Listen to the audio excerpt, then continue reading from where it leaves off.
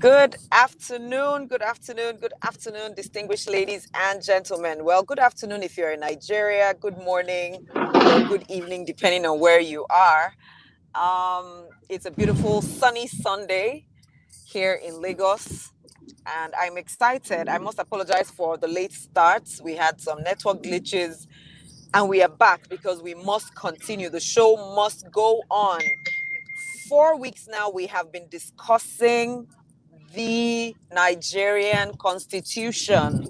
For those of us who have been with me from day one, thank you so much for staying here on Talk with Joyce. We each owe it, we owe it to ourselves and to our community to educate ourselves, to enlighten ourselves. So with all the recent happenings, especially with the recent happenings, we had to start digging deeper. Some of us have been very naive about what happens around us, but I think we've gotten to the point where we realize no more. We have to be more, what's the word now, involved and more educated, more enlightened. So guess what I did today? I invited a very exceptional man, Mr. Tony Nadi, who is a constitutional lawyer. He's an expert in jurisprudence. He knows everything about the Nigerian Constitution in, out. He understands the faults, the flaws, some of the merits, and what the way forward is, because it's not enough for us to know what's wrong, but what else can we do? I'm going to bring Barrister Nadi up right away. So wherever you are, please help me say welcome to Mr. Tony. Welcome, sir. Welcome, Mr. Tony. Thank you. My pleasure to be your midst again today. Sir, I can't say thank you enough. I know how tight your schedule is and what it must have taken from you to be here. Thank you, and thank you again. Thank you. So, sir, I'm going to go straight into a few questions. Right. Because I've heard you speak a few times, I know where your passion is, but just allow me rein you in just a little bit.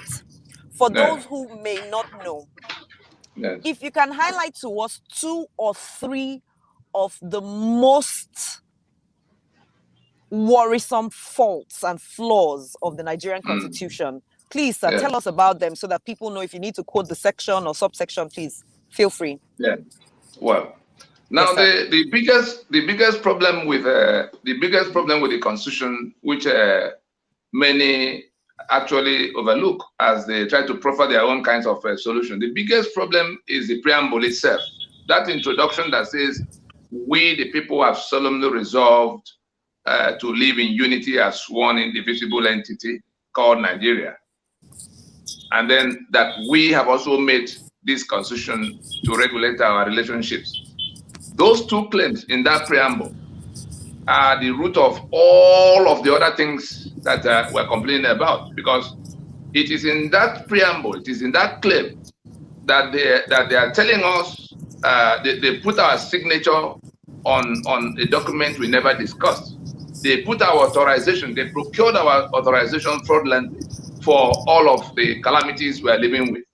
Because it is in that claim that we, the people, have resolved to live together, that they are appropriating our lands into a union they say they won't discuss with us. And what it means, for instance, for the Ijaw, is that the Ijaw is saying that they discuss with their neighbors to the east and the west and the north, and have resolved to submit their land and their people into the union. That's what that means for the Ijaw. What it means for the Yoruba is that the Yoruba had discussed with the Igbo, the Ogboni, the Tiv, and submitted their land and their people into the union of Nigeria on the terms spelled out in the Constitution, in the balance of the Constitution. The same thing with the Middle Belt. They are saying that they've discussed with everybody and are submitting their lands and their people into the union to be managed in the manner spelled out in that Constitution. What's the danger of this? What's the danger of this? The danger is that every provision of the Constitution, including the ones that seize your assets, like the oil and gas assets. I'm sure you saw the video in which somebody was saying that the oil of Bayelsa belonged to Jigawa. That Constitution, in the exclusive list, 68 items are listed in that exclusive list in the Constitution that make the federal government, whoever is controlling the federal government, will be the one to decide on all those things. Assets are seized. Oil and gas is listed, meaning it belongs to federal government. So whoever is in control of that federal government is the owner of that asset over and above everybody else. That's why they can give oil blocks to people from Jigawa and Kano and Sokoto and Maiduguri. There's nobody in Bayelsa you can find with oil block. As it is with oil block, so it is with the ports. The ports are on that exclusive list. That's why half of Lagos port belong to Dangote. They allocated it to him. His goods come in there, he doesn't deal with customs. And his competitors have to deal with customs.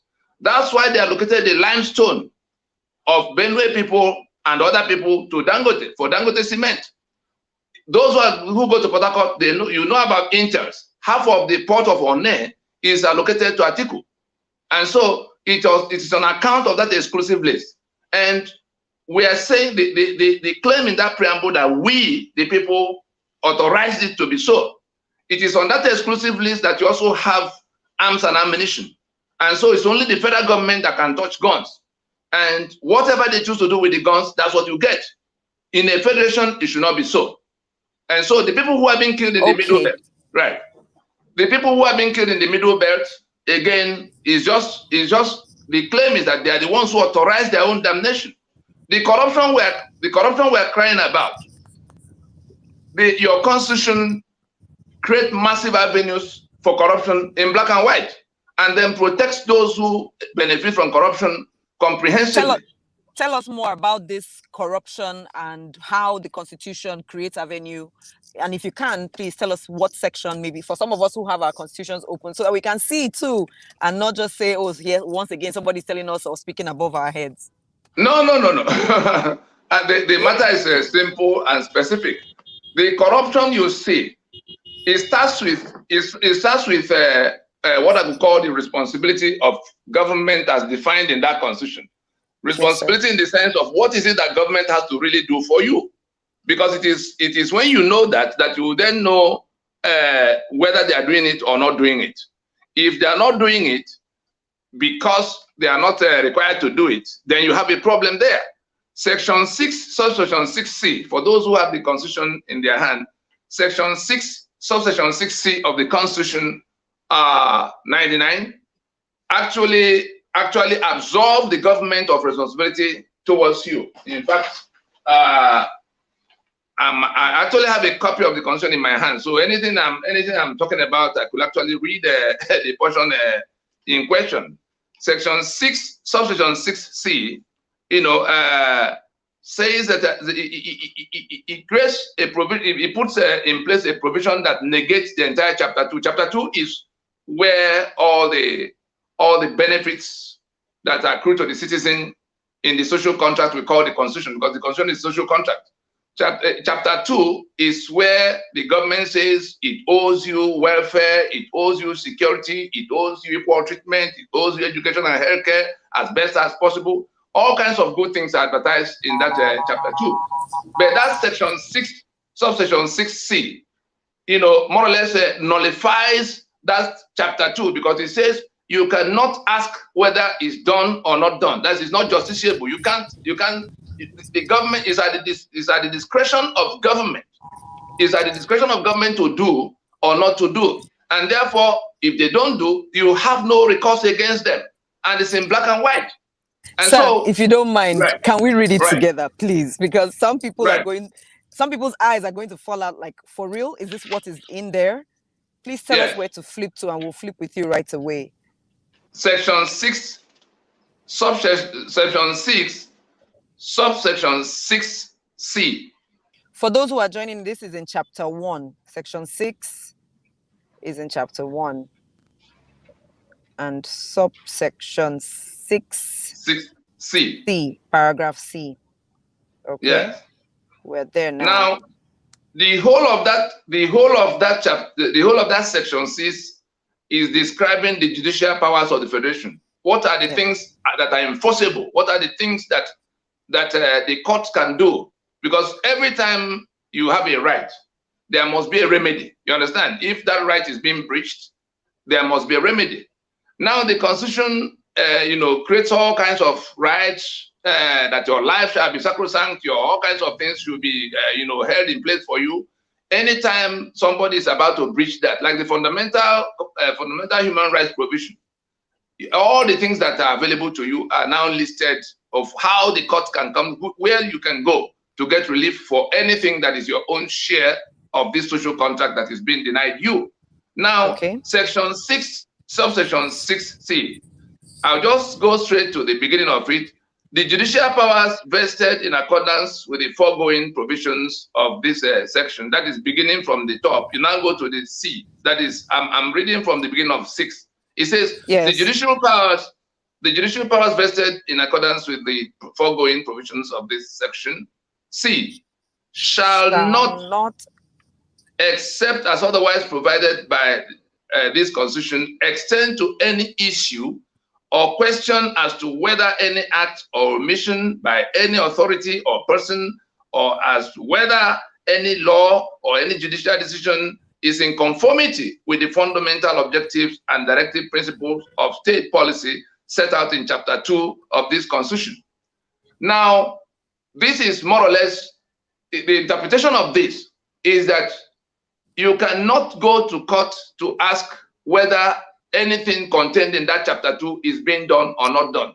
And when you open to that Chapter 2, you will see all the beautiful things of life listed for you as citizens. They call it fundamental directive principles of state. That's why you see the provision that your security and welfare is the first business of government. You understand? If not for this provision, we will be asking government, question by going to court to enforce that right. That, our security is being compromised, our welfare is in disarray. Then we go to say, why is it not being done? This provision says the court cannot entertain any question as to anything that is listed in that Chapter 2, and that is where all our rights as citizens are listed. And so at times we see some lawyers who go to court. For instance, the quota system we all complain about. You understand? It's not supposed to be so. It's not supposed to be that in the same country, a pupil will score 120 marks. He's not able to get into a class, and another pupil that scores 3 marks or 4 marks will get into that class. And we're promised equal treatment in that Chapter 2. Say everybody shall be, there'll be no discrimination, and there will be equal treatment for everybody. Now, the reason we're not able to enforce that promise, against the ones who are breaching it, is because of this Section 6, subsection 6D. And when I see a matter like, I'm sure you saw a few months ago where some people went to court in Abuja to say that the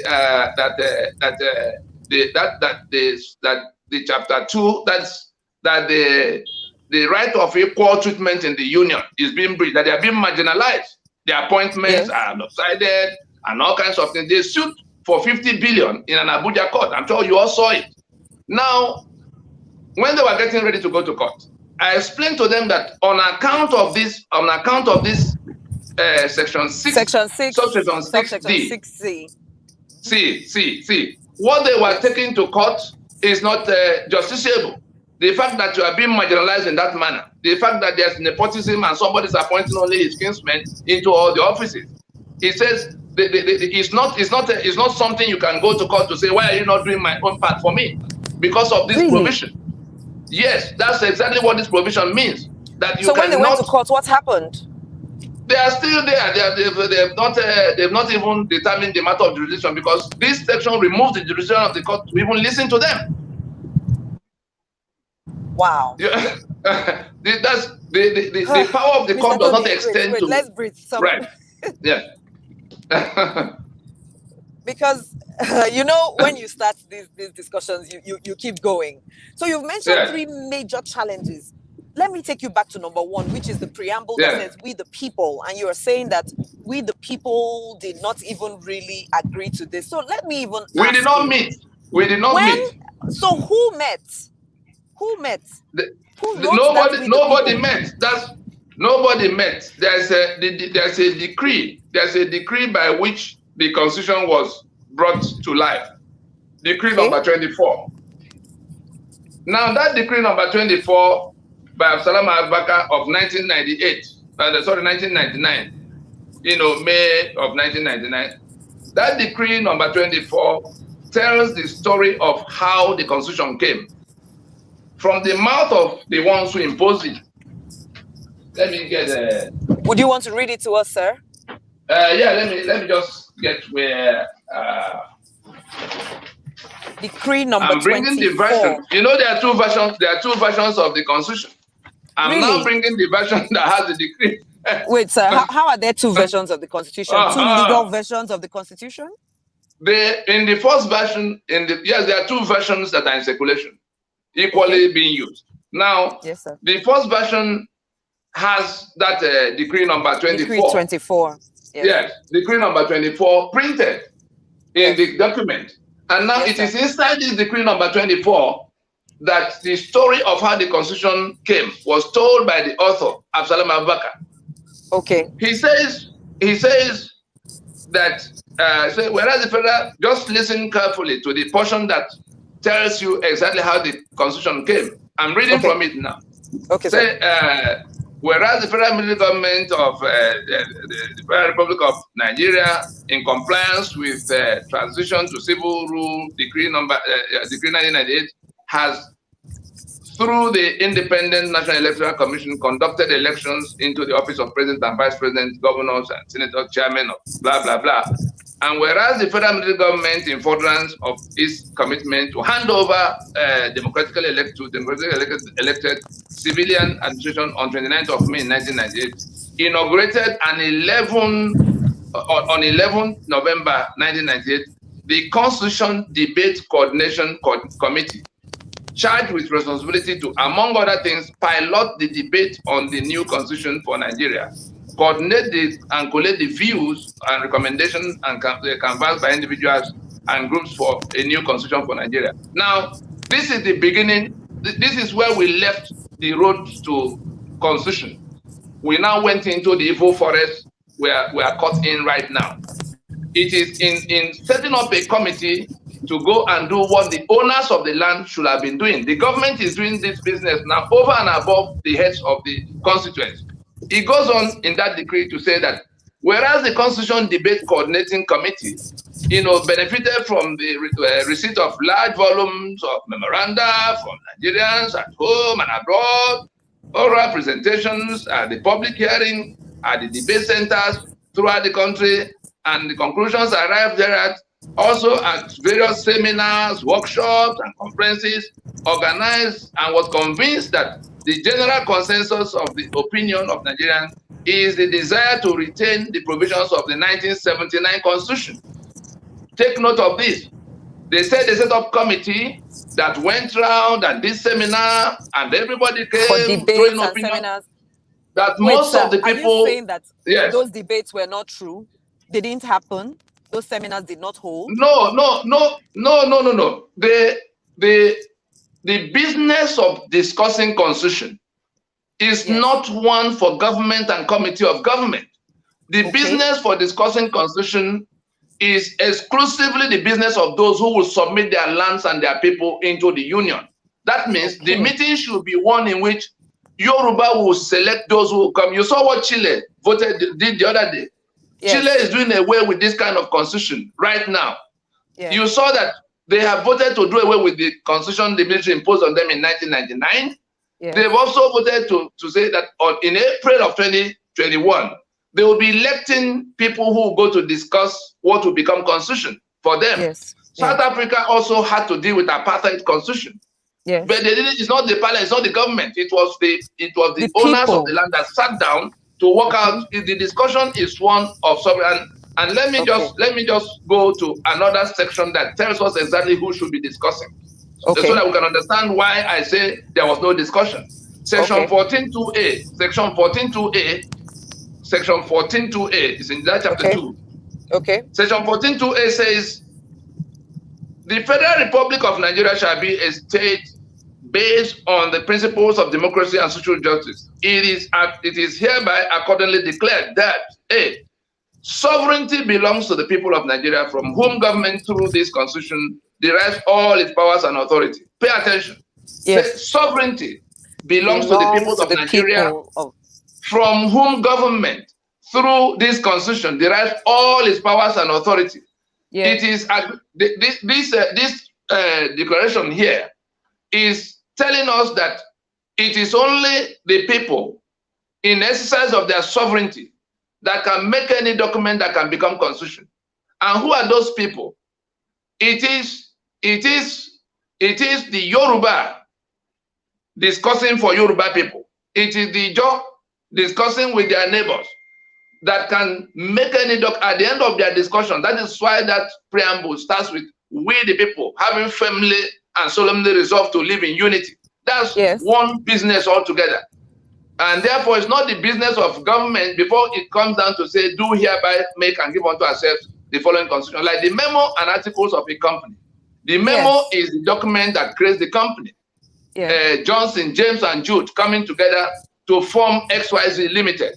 The memo is where they say, I, Johnson, I, James, I, Jude, now agree that we should form a company to sell timber. And so and so. Therefore, we call that company XYZ Limited. They've committed themselves. They've submitted their assets. Now, so we, the Nigerian peoples, are the owners of the company. We are the owners of the enterprise. Yes, the enterprise. Listen to the word. There's people. There are peoples. You understand? What's the difference? At the time this discussion of how to come together to form a union is taking place, it is a discussion between the peoples of Nigeria. The peoples of Nigeria, meaning people and peoples. The difference is that the peoples of Nigeria are the nationalities that people who could have been countries of their own. Do you understand? People the indigenous nationalities that could have been countries of their own or not be in any union with anybody. They are the ones you could, like Yoruba, one people, Igbo is one people, Ijaw, one people. So it is the peoples of Nigeria that are the shareholders in that enterprise called Nigeria. And that is why they will have to sit together to decide first to be in a union. Because you are now going to submit your life to be managed in the agreement you eventually reach.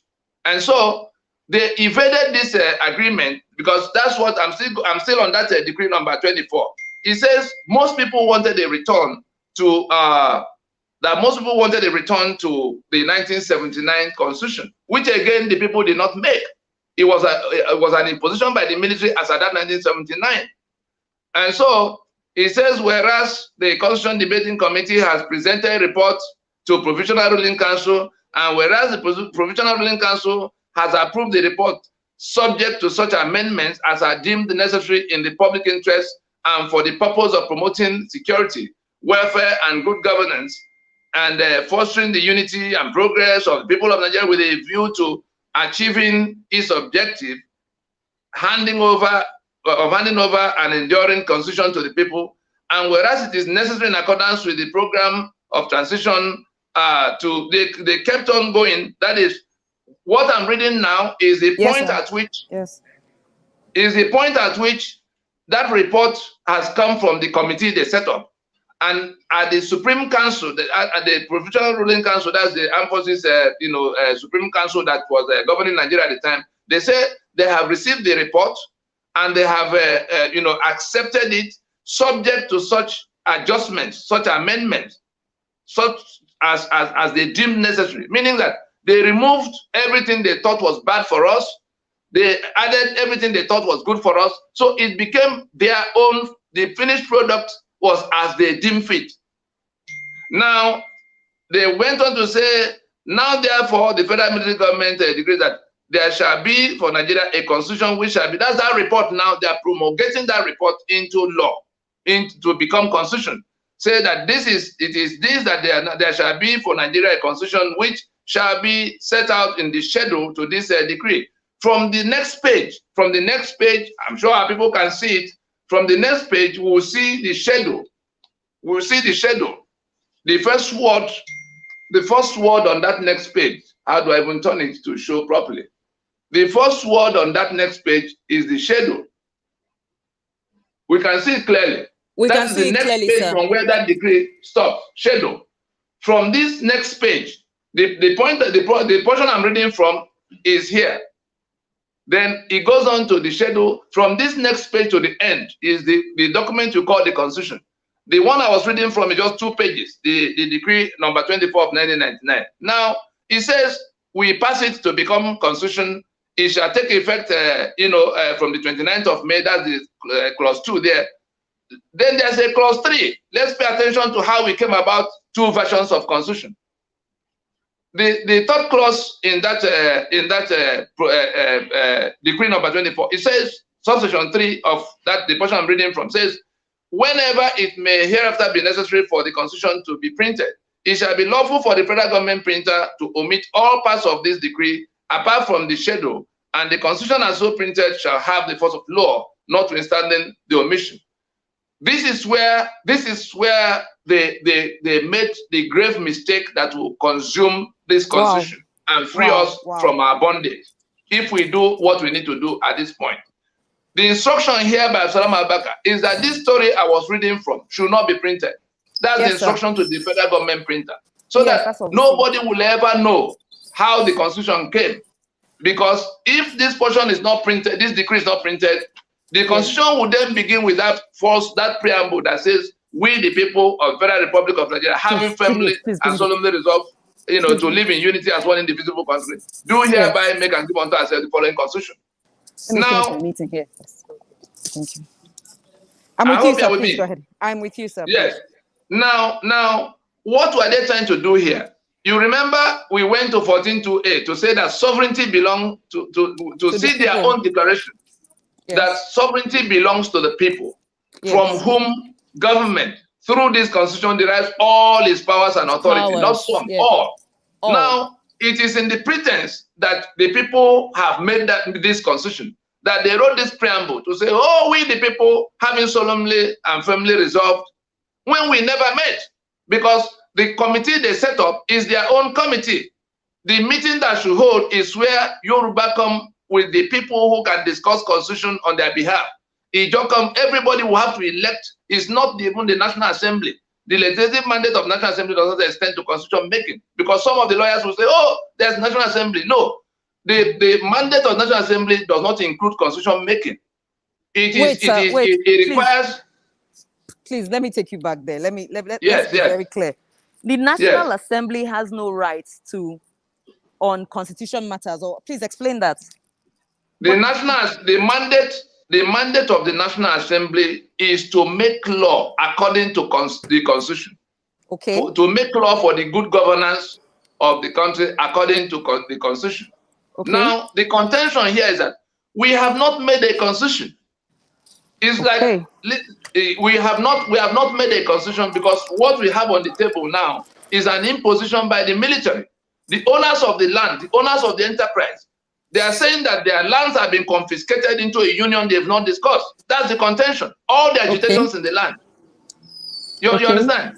Yes, their contention is that their lands and assets have been confiscated over their head by people pointing guns at them and now putting their signature on the finished product, the document they impose as constitution. Whereas they themselves admit that it is on account of the sovereignty of the people that they will have to make a document that can become constitution.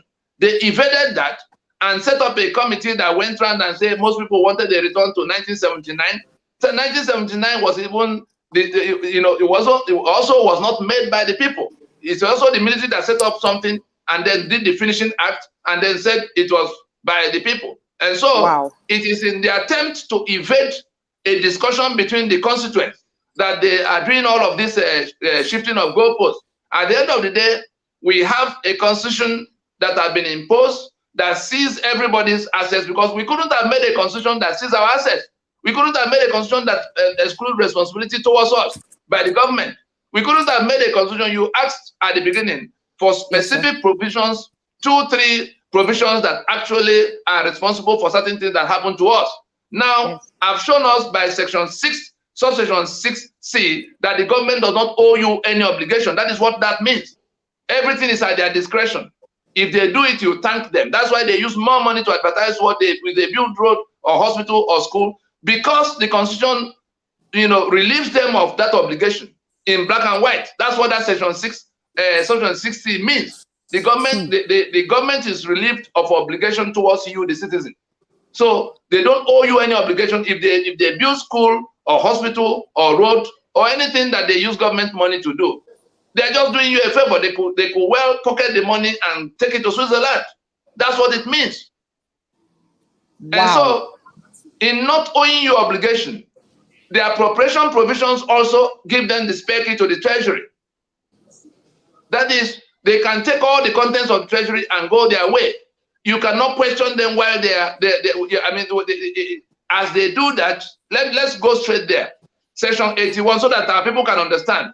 Section 81 of the Constitution, I'm telling us how we came about this humongous corruption that everybody say they want to go and fight. Anybody who tells you is going to fight corruption under this 1999 Constitution, tell such a person that Tony Nadi says that he's a criminal. Because it's like telling you, look, I'm going to fetch water for you with this basket. You know the kind of basket they used to carry tomato from Jos? Yes, I know. We know something. If you are going to be able to fetch water with that basket, then somebody can fight corruption under this. Because this Constitution creates the corruption and protects the beneficiaries of corruption comprehensively. Put them beyond your reach. Now, the spare key to the treasury, they do not owe you obligation. The spare key to the treasury is handed to the president for the federal treasury and to the governors for the state treasuries. Let's go straight to the section. Section 81 says is subtitled appropriation. Section 81 requires the president to go to National Assembly to get money, to get authorization to spend any money. The subtitle is authorization of expenditure from a consolidated revenue fund. That is all the money that belongs to Nigeria, whether they sell crude oil or they collect tax or they collect, port duties. All those monies go to a fund they call consolidated revenue fund. That's where all the money belonging to the federal government of Nigeria goes. Now, for the president to take money, to draw money from there to run government or do anything, do his budget for whatever he wants to do, the section 81 says he must put before the National Assembly his estimates. What is it? How much does he want for what? Education, healthcare, road. That's what the one you call budget. Yes. Now, when you see that, you will think that, is there anything that approved for him that he will spend? That's one side of the story. The fraud begins in the next section 82, which is subtitled Authorization of Expenditure in Default of Appropriation.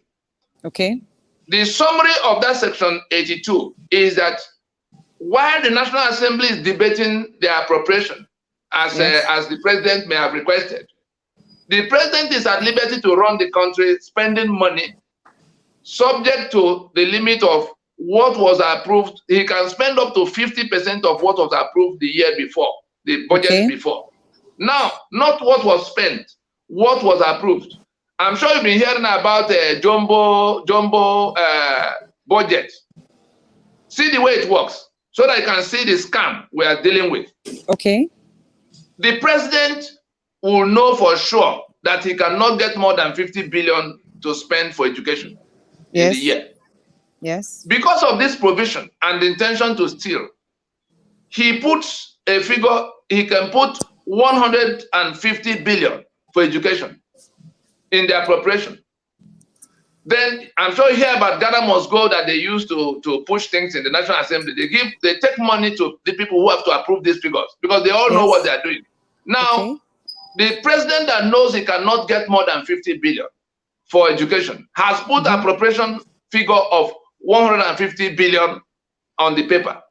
The National Assembly that knows that no 150 billion is coming from anywhere, but there's a purpose for which 150 billion has to be approved as what will be spent on education. They will collect Ghana must go and approve it.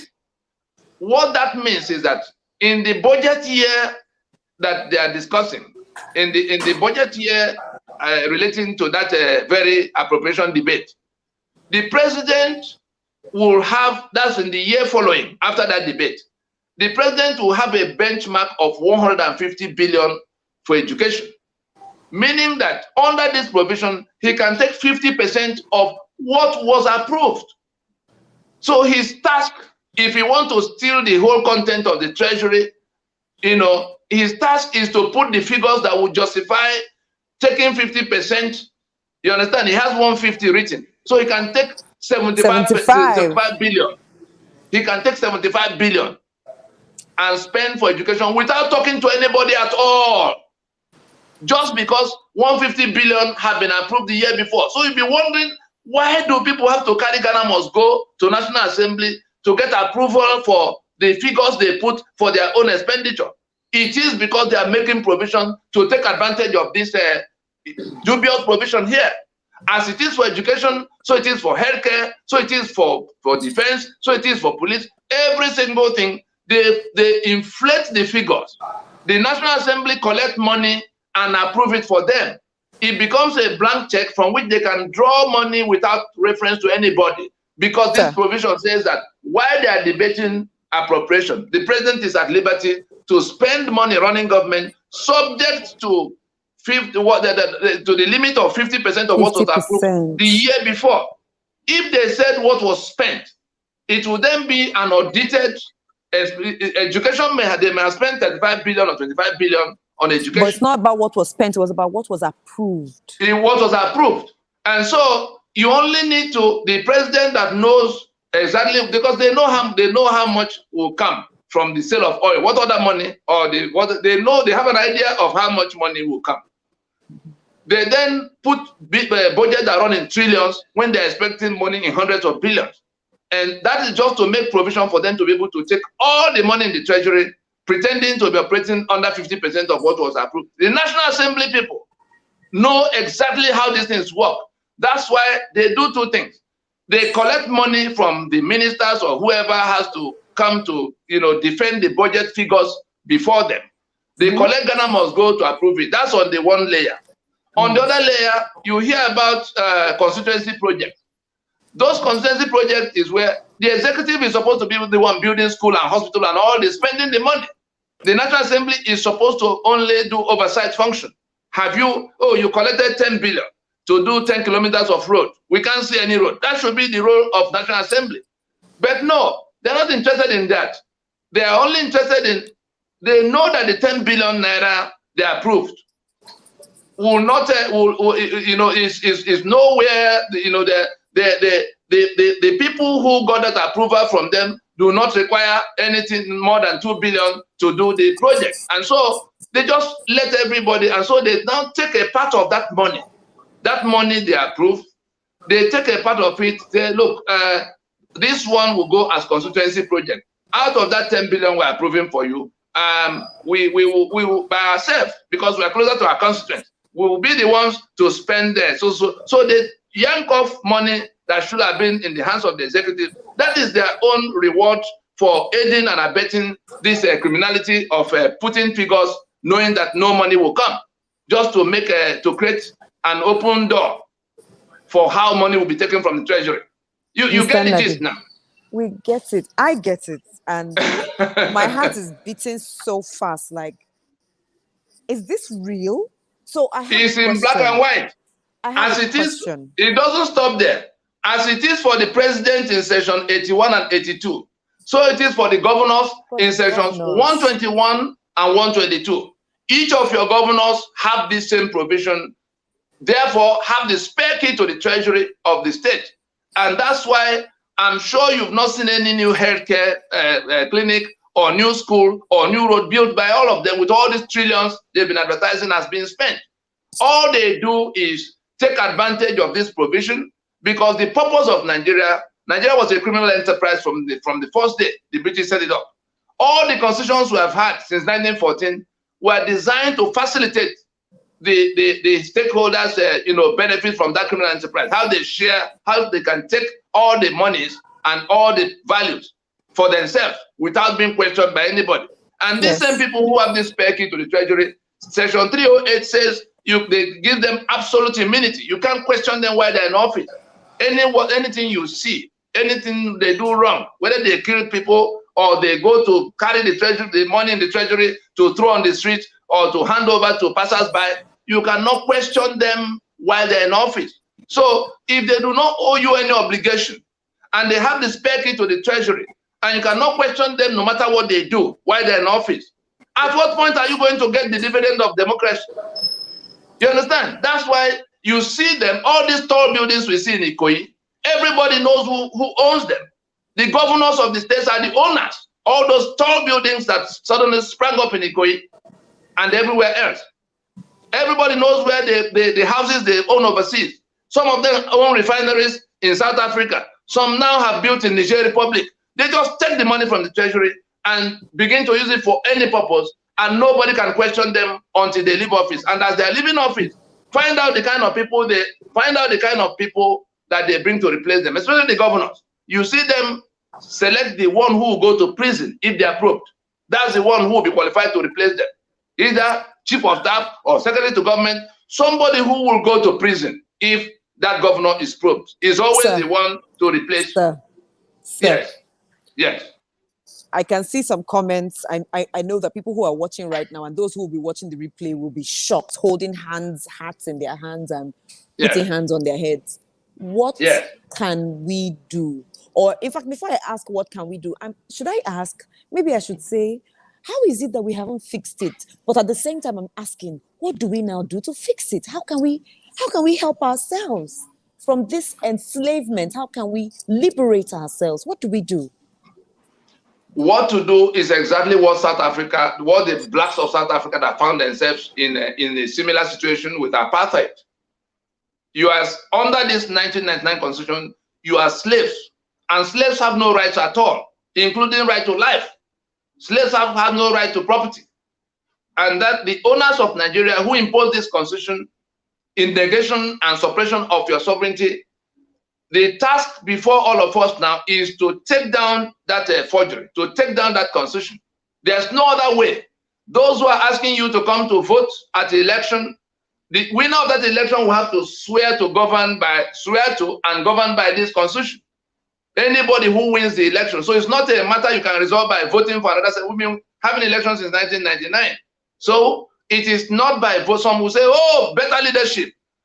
Unfortunately for them, this constitution ensures that you can never get anything better than the kind of leadership we have had, because on that exclusive list, you have, election into federal and state offices, meaning that there's an INEC in Abuja that will have the exclusive responsibility for processing everybody who will ever contest and to manage how the political parties compete. And then whoever they bring as the one who won the election is the one you have to take. In a federation, it's not supposed to be so. So whether I'm just telling us what the solution is not first, before we now come clear with the matter of what the solution should be.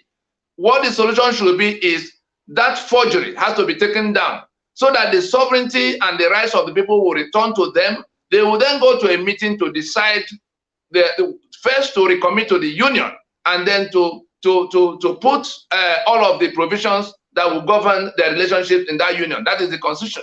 Therefore, as at now, what the solution is that all of those who it is by election, let us listen carefully, because people have been asking, what do we do to take down the constitution? Here is the answer. The constitution the life of the constitution is renewed every 4 years by elections. We have seen that the constitution is the source of all the problems. Whether we're talking about killings going on everywhere, whether from herdsmen or from SARS or from kidnapper or from robber, all those killings are coming on account of the over-centralized security system that puts all the guns in the hands of people who do not wish us well. Corruption is coming from that constitution. Infrastructure that is in decay, no road, no railway, no port, nothing. All of them are coming from that exclusive list in that constitution. All of the things that have to do with equity in the land, the quota system and all of what it brings, everything that has to do with election that is always upside down because they were designed to be so. And so we have all come to the realization that that constitution is the problem. We have also come to the realization that in order to solve the problem, we have to turn off the tap. If it is from that tap that all these evils are flowing, if we continue to mop, like those who are fighting corruption under the constitution that creates the tap is running and you are mopping, that is what you are doing. If you say you want to go and do security with the constitution that sees all the assets, all the things you can use to do security, you are just wasting your time.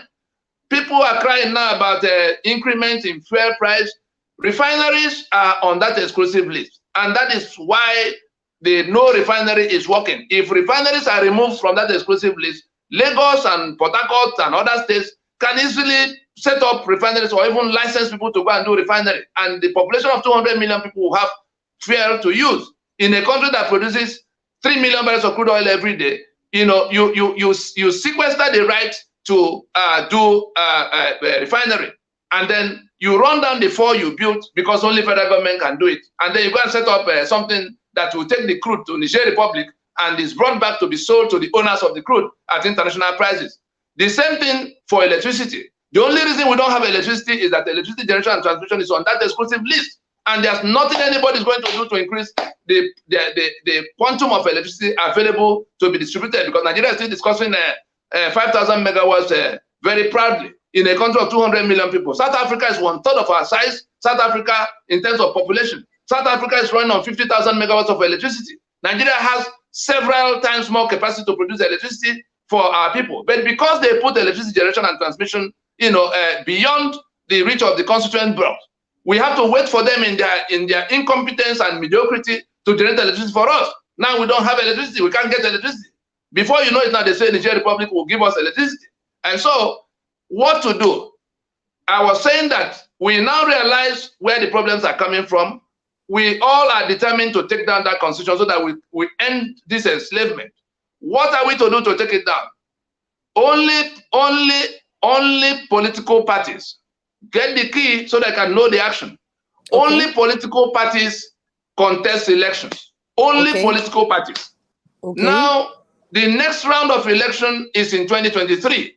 Yes. We have been going to elections since 1999. We went in 2003, we went in 2007, and things have been degenerating progressively because of this constitution. Now, if we want an end to our trauma, it is not by going to another election, because whoever wins will take us back to where we are running away from. And so we say the first order of business, in order to, having repudiated, we've rejected this constitution. We got the constituent bloc to repudiate it openly. They went out and told the global community that they can't continue to live under this forged instrument. Having done all of that, what we now need to do is to put a time frame within which the document must go down, because we're a majority now. The whole of the South, the whole of the Middle Belt. Only those people who imposed it, the ones who imposed Sharia in the 12 contiguous states of the far north, who are doing feudalism of master and servant. Only them are holding on to this constitution because they imposed it in the first place to create a union of master and servant. All the guns are in their hands. And so we say, we are in a position to tell the political parties right now, PDPO, APCO, PMP, ABGA, all of you, you take us to election in 2023, the winner, whoever it is, from any party comes, will have to swear to defend and uphold this instrument of oppression. And so, we will not go to another election under this constitution. And what that will mean is that inside 2020, because election, we're not talking about boycott. Boycott is at the voting stage.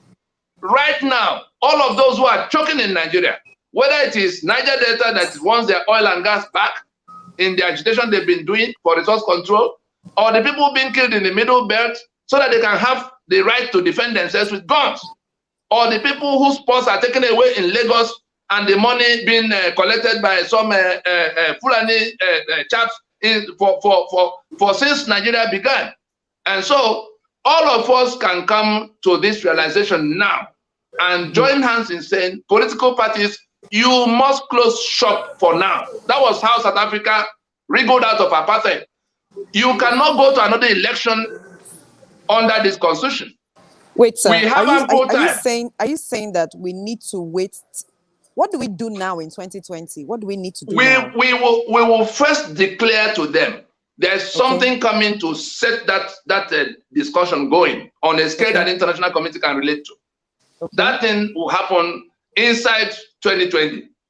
It could be November, it could be first week in December. That thing will happen, in which we'll make out this demand and put timelines for when all of us who reject this apartheid constitution of Nigeria, all of those who have been, who protested for SARS to end and for corruption to end and for good governance to come, Your task is to prevent them from dragging you to another election in 2023. And therefore, inside 2020, we sign up to that, that demand, that proclamation. And we say to the political parties, you must close shop for now until we work out a constitution by which the winner of any election will govern. So if we do this, won't we be seen as what, committing treason or standing against the constitution? They are the ones, we don't have any constitution. They are the ones committing treason against us. The people who imposed this constitution are the ones committing treason because they say we made the constitution we didn't make. So we're saying we've endured it for 21 years. We've endured it for 21 years. We are now demanding, we are now saying we can't go to renew our enslavement in 2023. And who are we talking to now? Political parties. Who in political party are we talking to? We are not talking to political parties that are stationed in Abuja. We are talking to the political party on our street. Okay. Because there's nobody from Kano that will come to become senator in Enugu. There's nobody from Jigawa that will come to become governor in Bayelsa. Okay. Those people who are from these parts that are enslaved, we are saying to them, my cousin, you want to be senator again? No, not in my name. The constitution by which you govern already exclude me from everything, expose me to danger of death. You want to go and make profit so that you get a salary of 50 million every month? You, governor, you want to go and get 5 billion every month so that the rest of us can die? We will not let you. Political party, close your operations for now. Suspend anything that might lead to election until we settle the question of the constitution. So, South Africa did it. It's called transition. Yes, sir. So we had a peaceful protest against SARS, a part of the police that we felt was being rogue, and we were shot at. Yes. We were shot at and called disruptors and hoodlums. How is it going to be different now if we face the political parties and say, hold on, we need to discuss further? What's going to change? What needs to happen so that something different can take place is this. You have to articulate what you want. Okay. You know, the protest began spontaneously from an incident. But there was a 5-point demand that was articulated as well. No. The 5-point demand was a preliminary demand. Okay. Let me show you what went wrong. Okay. We had an example in the Niger Delta agitation, so-called agitation, demand for resource control. Okay. They just, after many years of crying and begging, they took up arms. Okay. And began to blow up all kinds of things. And they sent soldiers and they began to fight with the soldiers. Yes. At the end of the day, Nigeria was so crippled that Nigeria was willing to surrender. Yes. And the government of the time said, oh, the president sent his vice, who was from the region. Jonathan was vice president. Yaradua sent him to go and plead with his people. See, what is it we need to do to stop this carnage? Because Nigeria had been brought down from 3 million barrels of crude oil a day to less than 600,000 barrels a day. So things were grinding to a halt. And the federal government wanted to hear from the people fighting what could be done to end the fight. So Jonathan got there, and a meeting took place in Camp 5, the Tompolo's camp of the time. Okay. And somebody who the militants trusted, I call them militants in quote, the fighters, somebody they trusted, was the one who had to come to deal with Jonathan. Because as at that time, they were hunting them like criminals, shooting at them at sight. And so they said, you can't be chasing us around and say you want to discuss with us. You already criminalized us. We may be on our way to that meeting and you will shoot at us. Yes. So we're not yet coming. But this fellow has our mandate. It was in that setting that person, the name of that person is T.K. Ogoriba. T.K. Ogoriba leading the other people, a team that received the Jonathan, say, look, these people say they will discuss with you, but in the first instance, you must declare an amnesty to decriminalize them so that they can come forward and discuss what has gone wrong and what should be done. Okay. So that demand for amnesty was a preliminary demand to create the table for discussion. And they went back, the government accepted it and declared the amnesty and began to do all of what it will entail. Bring back your gun, we give you some money and pay people to calm down so that we can. What that now should have led to was a discussion for how to solve the problem that led to amnesty. Amnesty is something to say, you don't tell me I'm a criminal because I shot at Shell yesterday. You understand? So all the laws that have been breached, every crime that have been committed, put aside. Now, how do we then go to the matter of, the resource control itself? There was a reason they picked up arms. They didn't go fighting because they wanted amnesty. Is that not? They wanted resource control.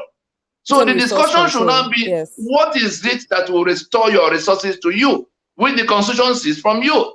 The federal government of Nigeria, in their usual smart manner, started and ended with amnesty without addressing the issue even one inch. And so we come here, something happened, and people poured out to the street to say, we want an end to SARS. So those 5 points of demand is the preliminary. Ban this, remove this SARS first. You understand? Those 5 points, do they not relate to what will happen to police? Those 5 points of demand. Now, because it was an ongoing situation, people were being chased around all over the country by SARS. Was that not the case?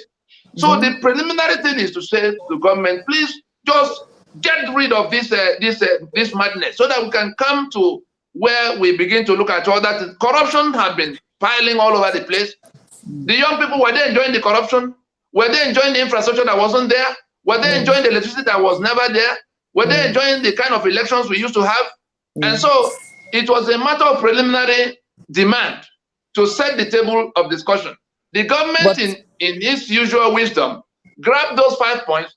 If you settle SARS, who is going to settle refinery? Who is going to settle electricity? Who is going to settle corruption? Who is going to settle elections? But now those 5 demands have even been truncated. Nobody's talking about them anymore. Even if you know what they do. So what has to happen? You asked the question. What is it that will now happen to bring a different result? Yes. What will have to happen is that the demand for what the protest should be all about has to be carefully articulated first. It's okay. So now we're by those who will be doing the protest. Okay, no, we're coming back to the Constitution. I'm bringing you back to the Constitution. Yes. I just used that as an example. So that demand, now that we know that SARS is happening because of this Constitution, SARS is happening because of the centralized security system. Yes. Unless this Constitution goes down, yes. Hold on. Unless this Constitution goes down, SARS is not going anywhere. You can only assume another name, SWAT. If you reject SWAT, they call it another name, or special squad, whatever it is. Right? Highway police, there's nothing they will not call it. If you reject it 50 times, they will call it new 50 names. 50 names, yes. To turn off the tap, this Constitution must go down. And unless you are planning to organize another protest for corruption to end, and yet another protest for infrastructure to be built, and another protest for citizens to have any right to those things that are now, renegated by in that chapter 2. All of those things can take 50 years of having to protest and insist. But since all the problems are, luckily for us, all the problems are coming from this one source. Yes, the tap. The demand now must be to turn off this tap. Anything less than that. Yes. Now, what is the reason for wanting this tap to be turned off? Yes, it torments us in so specific ways. And our signature have been put on the document we didn't make. The international community can relate with that. And you have examples to point at. South Africa was in this same situation. The blacks in South Africa, elections were happening every 4 years, 5 years, and they were presenting it as democracy. But their lives they were cut off from everything everybody else was enjoying in the world. And they said they don't want that constitution anymore. Chile had just done it. Algeria, just 3 weeks ago, had done the same thing. They are going to do away with the constitution imposed on them by military fire. And so This demand has to be carefully articulated and a strategy put in place for holding through. And that strategy is only a matter of saying, you must tell us when this forgery will have to be decommissioned. You understand? If that is the demand, with all of those who seek restructuring in Nigeria, all of those who say they are fed up, they now want to do a republic and Biafra republic, all of those who want good governance, all of those who want better elections, all of them will be on the same side of rejecting this constitution. So if that were to be your demand, the whole country is already with you. The international community that have been scratching its heads for what to do with Nigeria, again, they've been fully informed and they're going to be with you. And if that is what you want, that we want to go to a transition to discuss the constitution that will replace this forgery. That's all. If that is the demand, yes. That is let's assume that that's the demand, because from all we're hearing and what we have heard, and then we tell the political parties in making that demand. We tell the political parties that you must close shop until this discussion is at an end. Yes. That will be a specific, because they are the ones holding the ladder for this evil to climb on top of all of us, political parties, and not the one in faraway place, the one in your neighborhood. We are in a position to tell them, look, you can't continue because you are going to election. You will be governor, you will be senator, you will be chairman of council. That's not what we are after now. My next question, we want a constitution that will solve our problem. You want to go and make profit, but in our name. No, we won't allow it. My next question, sir. Yes. As many as are watching this now or watching the replay, what exactly can we do today, tomorrow, within the next few days, few weeks? What do we do? There's something called constitutional force majeure. Okay. Those who first found out all of this since 1999 had been working quietly to bring the matter to where that constitution is taken down. Okay. That 20-year plan is at the finish line. It was only waiting for the balance of the population that hadn't joined the task. Okay. And that's where it was provident that these young people will come out to say, what's going on with our country? What's going on with our lives? Yes. And so that constitutional force majeure is to declare an emergency and make a specific demand about turning off this tap.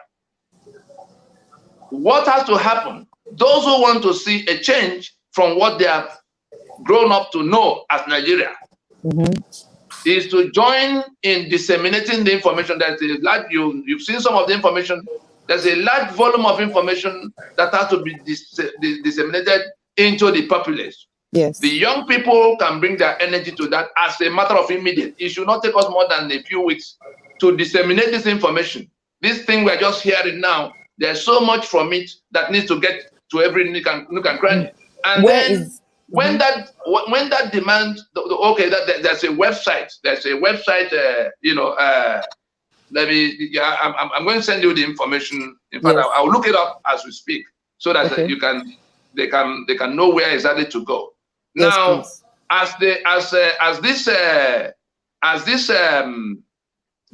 Just a moment, so we can fill the gap right as we speak. Yes, because I'm looking at now the that comments website. And people are asking the same question. Yes, the website, please. That website is freedomfromnigeria.com. And when you hear freedom from Nigeria, that's www.freedomfromnigeria.com. That freedom from Nigeria is that the Nigeria we have now is a dummy. The Nigeria that kills you, the Nigeria that stands behind those who are stealing to empty the treasury, the Nigeria that doesn't care how you are killed and how you can be protected from being killed. The Nigeria that doesn't want to do your infrastructure, that puts a quota system in place that makes sure that mediocrity is ruling over excellence. So it is freedom from all those things we reject in Nigeria we are referring to. By the time we go to sit down, we probably will be able to create another Nigeria. But this one that is sustained by our forged signature, that is what we are saying. People have to free themselves from the corruption of it, from the killings that go with it, from the elections that will never go right, and the leadership failures. Because when people say, oh, it's bad leadership, have you asked yourself, how come this bad leadership is continuing every year from 1960? because we haven't set the rules right. If we set the rules right, nobody gives those in government house the spare key to the treasury and expect anything different. Nobody gives them blanket immunity. You see what happens in civilized places. There's a prime minister in the UK who got accused of something less than £2,000, what he could not account for, and then he had to leave. All kinds of things, and so it is in pinpointing what the problem is, and in taking this specific step of bringing a time frame within which let that be our demand that this constitution must go in so time frame. In that joint demand, a period of 90 days will be provided for when everybody can go and consider. It's not a confrontation, it's a demand that will be in black and white. National Assembly will read it, the president and his people will read it, and all the reasoning, because those who are choking may not be able to articulate, they don't even know what their problem is. They don't know how come police is shooting at them. They travel all over the world, it's not so. They don't know why they can't, why they can't find any jobs, because what electricity will the companies use? You understand? The companies are all closed down, some went to Ghana. So unless those things are unless those things are reworked in such a way that they can begin to yield a different environment, we're just wasting our time. But it's within our reach to reverse the situation. When you guys asking a question, say I don't see those in government wanting to change the status quo. How do we deal with their tactics, which they will surely apply to truncate these efforts that we are saying we want to champion? The first things first. You can see that National Assembly, both the Senate and the House of Representatives, have thrown out an invitation to people to come to them to fix constitution. You saw Lisa Bakoba writing a bill to take to them to go and make constitution, because they see this pressure is coming, closing in on them. They want to confuse people by saying, oh, come on to us, all you that are heavy laden. No, that's not the way to go. We must tell them that they are committing treason against us by seeking to appropriate our sovereignty to make constitution. Sovereignty belongs to us, from whom government derives all its powers through the constitution we make. We've not made a constitution. That's why you wrote a document that seizes our assets, that remove all our rights, that make us slaves in our lands, and you are inviting us to come to agree with you on how you continue to regulate it for us. No, it is not within your mandate. Any lawyer that tells you that National Assembly has our sovereignty to now be making constitution for us, tell that lawyer he's illiterate. So if we make it clear to them, then it becomes a matter of, are we going to accept things remaining the way they are so that there will be no trouble anywhere? If the reason for making trouble is that you put my signature on a document that sees my assets and sees my life, and I say, look, can we go to discuss it? We've been waiting since 1967 for that discussion to be concluded. The discussion actually started. Then some group came back and truncated that discussion and began to kill people and impose a constitution that has become the one we have now since 1967. And so it has come to where that issue has to be engaged. Thank goodness for internet. A lot of people have now become informed on the fact that this is the source of the problem. They are not anarchists. We're not anarchists. We're saying we can go into a transition now. Transition. They have 4 years. We have no quarrel with those in government house. Let our people know it. Our quarrel is not with the president or with the governors or with the senators or those stealing money. Our quarrel is with the constitution that regulates their affairs. And we're not anarchists. We're not asking them to go home now. No. We are asking that we all agree to go into a discussion. All of those already elected can remain in office for the time that discussion is taking place. They have 4 years. The next election should be 2023. But we're saying we have more than 2 years and a half to discuss what will become constitution, so that we can go to election and rearrange our society the way it can work. Okay. Would that be too much of a demand to make on them? We're not asking them to leave office. We're just saying we must now accept that this tap has to be turned off, because it's yielding too much debt. It's yielding too much misery. Nigeria is selling 3 million barrels of crude oil every day, becoming the world capital for poverty. Everything in the human development, we come from the bottom with all the potentials we have. You understand? It is this bad constitutional arrangement that is responsible for everything. And so we can hold hands and tell them, so far, no more. We must now go to discuss the terms of our union so that we can set the rules in a manner that can bring dividends to us. In what we have now, we are slaves in our homeland. If that is the reason we're on the street, let us see who will then come to shoot at anybody in that kind of a setting. If we have articulated it and we have our strategy for holding on to that discussion until it becomes a result for us. So I'm taking away to a few things. Number one, we must come together to articulate our demands, and then we must ask for engagement for this discussion to take place. And of course, we can't go to elections. We must have a strategy. We must have a strategy to compel a better behavior than what we have seen. Than what we've seen. It's not everything that will have to be discussed on air now. Of course. Those who are doing it can work out. Of course. You have to have your demand. You have to have your strategy for getting them to that table of discussion. Not for them. Look at what they are doing now. You see what happened in Port Harcourt. Gambari and all kinds of people who are supposed to, the chief of staff of the president. You saw they went to Enugu the other time, and you saw the outcome. They select the people who agree with them to go into one corner. The meeting that is the meeting that the country must have now must involve everybody together to discuss the terms of the union.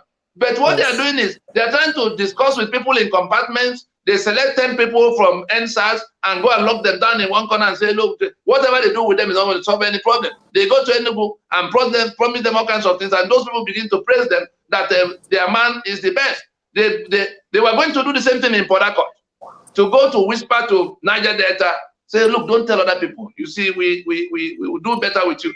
This is what they have been doing all these decades. And we must now come to where such compartmentalized meeting with various blocks and various interests should not be allowed, because it's just trying to break our ranks. So we're trying to round off now. Right. We've seen that people should go to, or we've said that people should go to www.freedomfromnigeria.com. Yes. At that website, they will get more information about all these issues. Everything. What is wrong with us? What should we do about it? How should we do it? And how should we do it? And it means also how we can get involved, I'm presuming or assuming. Yes, very much so. Very much so. For everybody who is watching right now, please, in your shock, I know I'm seeing people say, I'm so shocked, I'm shocked, I'm shocked. In your shock, immediately this broadcast is over, please go to freedomfromnigeria.com. I will be there myself. Please also share this video with your friends and tell them to watch this, because many people are wondering what the challenges are, but don't know. I think they've been crystallized, summarized very explicitly in this video, so people can know what the challenges are and how we can move forward. Nene is saying she's beyond shocked, and I know that a lot of people have the same sentiment. Everybody is shocked. Mr. Tony Nadi, yes, we're not going to take more of your time because you've expounded so much already. We're going to do as you have said. If you would just share with us your final words for this discussion today, and we'll be on our way. Right. Listeners, brothers and sisters, young people, the key to our salvation is in our hand right now. Our signature have been put on a document that turns us into slaves, and slaves have no rights, including right to life, not right to property, not right to any poor treatment. We're in a position to terminate that by just taking down this constitution. And the only little thing we need to do is to tell the political parties to please hold on while we go into a transition. If we make that demand in the manner that it should be made, and we press on, hold on to it, the international community has already been informed by those who need to inform them.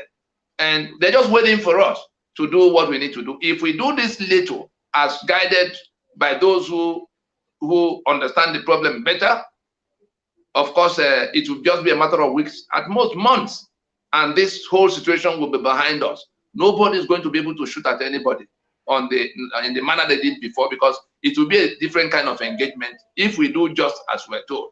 If we then tell them what needs to happen and they refuse to listen, of course, not just the young people, there are all kinds of things. Like the US is at war with ISIS, and there are people who brought in ISIS to join forces with Boko Haram, and they're killing people all over the place. And now the US is on its way to come in to find out what ISIS is doing in our space. And there are people who are working with ISIS. It's guns they're using to kill people. So the bigger gun who is on its way to coming to ask them. It's those same guns they are relying on to intimidate everybody. I tell you, the atmosphere, the battlefield will change from the time we roll out this, well-articulated demand with timelines for when things must happen, anchored on the constitution we didn't make. I think that's where we can. And let people feel free. There will be people who will take your questions as you go to that site. It's an interactive place. We're dealing with millions of people, but if we listen, Yes. we can by ourselves determine when this trauma will end. Okay. Thank you, sir. This gives us hope. It brings a lot of shock, but it also gives us hope to see that something can be done. I want to say thank you for your time. I also want to say thank you to all who have tuned in today, clicked in from different parts of the world today, and to those who are watching the replay and to those who are sharing the videos. Thank you. The new Nigeria is here for all of us. And I always say to my son, David, I am not a part of the movement for a new Nigeria for you. No, I'm not doing it for you, my son. I'm doing it for me first. I want to be alive to experience this new Nigeria first.